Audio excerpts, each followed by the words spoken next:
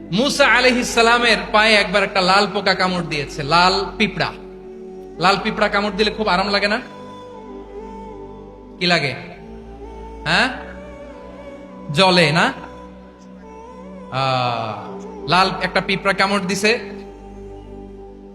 তো উনি রেগে মেগে পাশি দেখে লাল পিঁপড়ার বাসা, পা দিয়ে ডলে মুছে সবগুলো পিঁপড়া মেরে ফেলছে। এই ঘটনাটা আল্লাহ ঘটিয়েছেন এজন্য মুসা আলাইহিস সালাম ছিলেন কালিমুল্লাহ, সরাসরি আল্লাহর সাথে কথা বলতেন। তিনি আল্লাহকে জিজ্ঞেস করেছিলেন, আল্লাহ তুমি যখন কোন জনপদে আযাব পাঠাও, শাস্তি দাও, ওখানকার শুধু জালেমরাই তো মরে না, ভালো মানুষগুলাও মরে, তো আযাব দিবা মুশরিকদের উপর দিবা, অবাধ্যদের উপর দিবা, ভালো মানুষগুলারে মারো কেন? আল্লাহ বললেন, মুসা তোমার যে কামড় দিছিল পায়ের মধ্যে পিঁপড়া, কয়টা পিঁপড়া? জোরে বলেন। একটা পিঁপড়া, তো সবগুলারে মারলা কেন? রেগে মেগে পুরো পিঁপড়ার বাসা ভেঙে ম্যাসাকার করলা কেন? এই মুসা, আমি যখন অ্যাকশনে যাই, আমি যখন শাস্তি দেই, তখন এত বাস বিচার করা হয় না, বাস বিচার করা যায় না। যখন অ্যাকশনে যাওয়া হয়, ওইটা ডাইরেক্ট অ্যাকশন হয়ে যায়। চিল্লায় বলো ঠিক কি না?